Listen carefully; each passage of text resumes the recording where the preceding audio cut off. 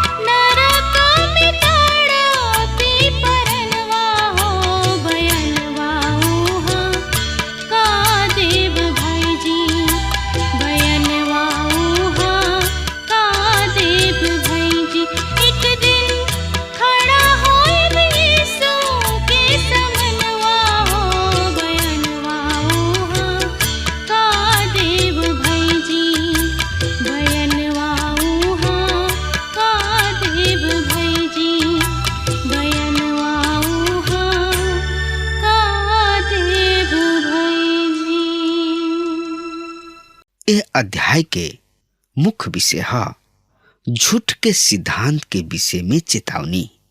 हम कह चुकल बानी कि ई पत्री हमनी के धर्ममय नियम और आचार के बारे में बतावेले जोन की कलीसिया से संबंधित बा। सही धर्ममय नियम से पहले राउर आचार व्यवहार सही होखे के चाही। ई असंभव बा कि रउआ गलत सोची और सही करी। त एकरा बारे में जानकारी खातिर रउआ हमरा संगे आपन पवित्र शास्त्र बाइबल निकाल लीही। पहला तीमुथियुस के पत्री 1 अध्याय के 3 पद ए तरी से बता रहल बा, जैसे हम मकदुनिया जात समय तोहरा से इफिसुस में रहे खातिर विनती कैले रही कि कबहू ओहिजा रहा, जैसे तोहनी लोग ओहिजा कुछ लोग के हुकुम दे सका कि तोहनी लोग झूठ सीखे ना देस। तीमुथियुस में रह के कतनों के आज्ञा द कि औरी तरीके शिक्षा ना देव। दूसरा शब्द में वो दूसरा सिद्धांत के ना सिखावे। पौलुस गलतियों की कलीसिया के लिखले कि दूसर सुसमाचार है ये नहीं के। वहां पर कुछ लोग दूसरा ही तरीके शिक्षा देत रहन, लेकिन पौलुस कहलन दूसर सुसमाचार है ये नहीं के। केवल एक ही सुसमाचार बा और केवल एक ही सिद्धांत बा। सिद्धांत के मतलब कलीसिया के शिक्षा। स्थानीय कलीसिया के का शिक्षा होके के चाहिए पेंतीकुस्त के दिन के तरी उ प्रेरितों के सिद्धांत पर चलत रहले। यहाँ पर 4 गो बात बा जौन की कलीसिया के गुण के प्रकट करेले। पहिल का प्रेरितों के सिद्धांत, दूसर का ह संगति, तीसर का ह प्रार्थना और चौथ का ह प्रभु भोज। हम ये बात के समझतानी कि धर्मशास्त्र के विभिन्न अनुवाद हमनी के सिद्धांत पर प्रभाव डालता। एक दिन हम एगो पेंटिकास्टल पादरी साहब के साथ दोपहरिया के भोजन पर गईनी। हमने के कुछ सहमति और असहमति विषय सब पर बात कईनी और कौन सा भयानक भिन्नता बा। आखिरी में ऊ हमरा से कहले हम रुआ साथ बहुत सब बात में सहमत बानी और आधारभूत बात पर भी सहमत बानी। ऐसे जौन बात जरूरी बा उनका विषय में ज्यादा विचार करे के आवश्यकता नहीं खे। हमरा खुश भइल कि ऊ ए बात के महसूस कैलन, चाहे कुछ भी होके हमनी के प्रेरितों के द्वारा दिहल गइल शिक्षा सब, सिद्धांत और विश्वास पकड़ के रखे के बा। त एकरा बारे में और ज्यादा से ज्यादा जानकारी खातिर रुआ हमरा संगे आपन पवित्र शास्त्र बाइबल में देखी। पहला तीमुथियुस 1 अध्याय के 4 पद एह तरी से बता रहल बा, ना ओह दंत कथा सब पर और असीमित वंशावली सब पर ध्यान द जौन की निरर्थक विवाद के ही और परमेश्वर के ओह योजना के पूरा ना करेलन जौन की विश्वास पर आधारित बा। ऊ ऐसा सब कहानी और वंशावली सब पर मन ना लगावे। इफिसुस के ओ दिन में रहस्यमयी धर्म के दिल कहल जात रहे। वहां पर एड्रियन, ट्राजन और डायना के मंदिर रहे। ई सब केंद्र इफिसुस में रहे। इस सब के आधार सब झूठ कहानी रहे। झूठ कहानी सबसे मतलब बा फिलो के तर्कशास्त्र। फिलो एगो बहुत ही समझदार और बुद्धिमान इस्राएली रहन जौन की पुराना नियम के लेके आत्मिक बनौले रहन। कहे के मतलब झूठ दृष्टिकोण की परिचित करे की कोशिश कैले रहन। कतही कतही सेमिनरी में भी ऐसन शिक्षा दिहल जात रहे। अनंत वंशावली ई गलत शिक्षा के ओर इशारा कर रहल बा। ए तरीके शिक्षा यहूदी सबके भ्रमित क देले। ऐसे तीमुथियुस पौलुस सावधान रहे के बता रहल बने और ज्यादा से ज्यादा जानकारी खातिर हमरा संगे आपन पवित्र शास्त्र बाइबल निकाल ली और ओह में देखी पहला तीमुथियुस के पत्री 1 अध्याय के 5 पद एह तरी से बता रहल बा।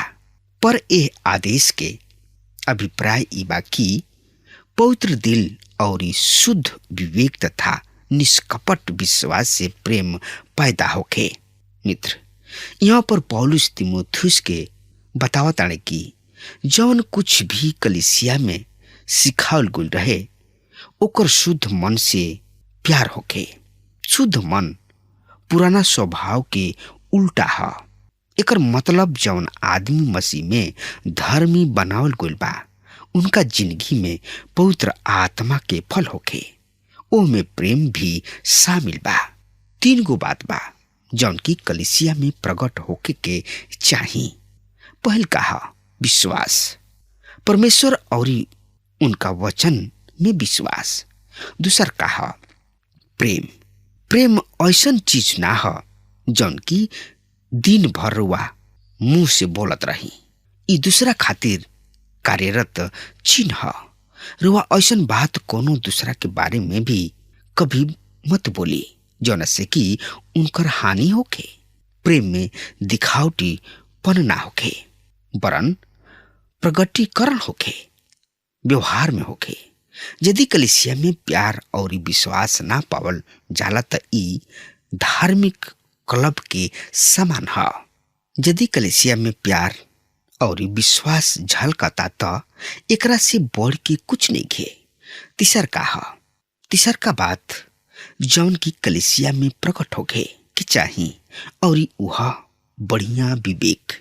हम ई विश्वास नहीं करत कि विवेक हमने के बढ़िया अगुआ ह, फिर भी हमने किने बढ़िया विवेक होखे के चाही। जब रुआ राती खानी सूती ना त का रुआ के बुरा लागेला कि रुआ केहू की कुछ कहले बानी या कुछ गलत कइले बानी। बहुत ऐसन नाजुक मसीही एह तरीके होले। नाजुक विवेक के होखल बढ़िया बा। प्रेम, बढ़िया विवेक और विश्वास ऐसन तीनों चीज बा जौन की बहुते बढ़िया बा। ई चीज स्थानीय कलीसिया में प्रकट होके के चाही। पहला तीमुथियुस के पत्री 1 अध्याय के 6 से 8 पद एह तरी से बता रहल बा। कुछ लोग तो यह बात से भटक के निरर्थक विवाद में फंस गइल बाड़े। उ व्यवस्था के शिक्षक बने तो चाहेलन, पर जवन कुछ कहलन ना तो ओकरा के और ना ओह बात के समझलन जौना के दृढ़ता पूर्वक कहलन। पर हम जानतानी कि यदि कोनो व्यवस्था के उचित उपयोग करे तब व्यवस्था भला बिया।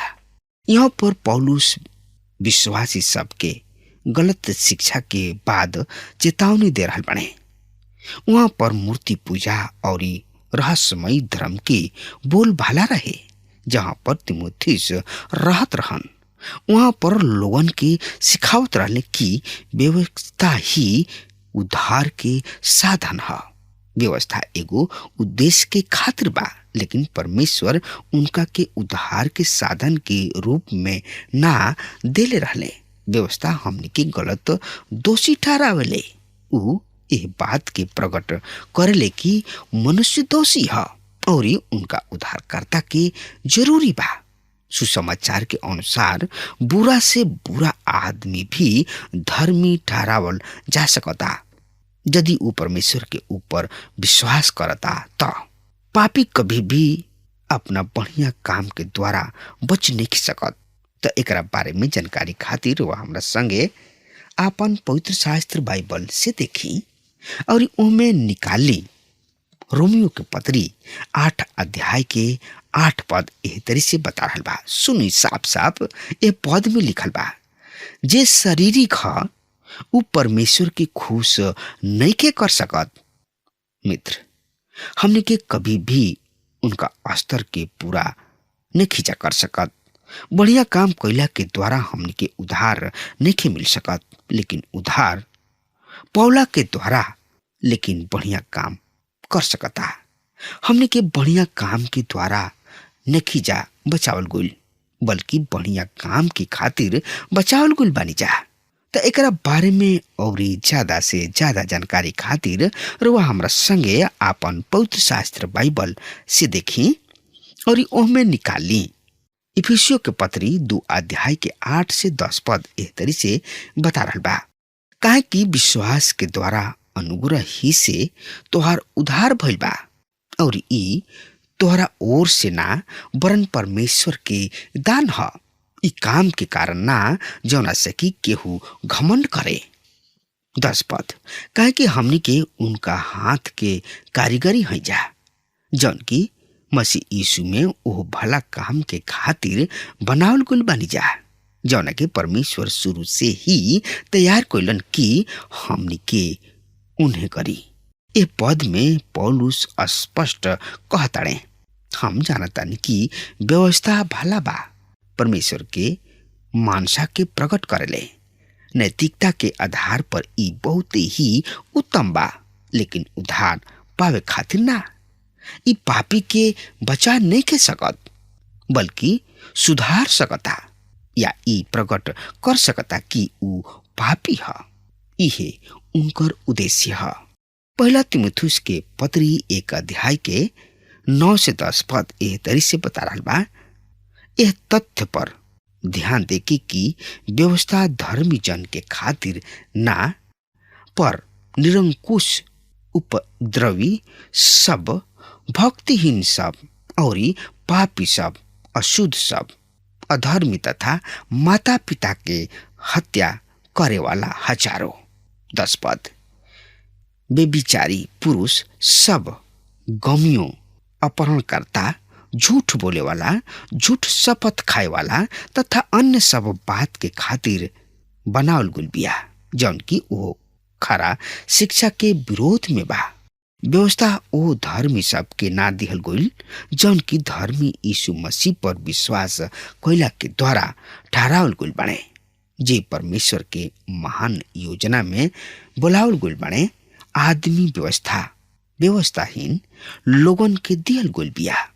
तू खून मत करी हा, परमेश्वर के वचन के नइखे दिहल गइल, जे केहू के कत्ल ना करलन, जौन की दुख ना देवे चाहेलन, बल्कि मदद करे चाहेलन।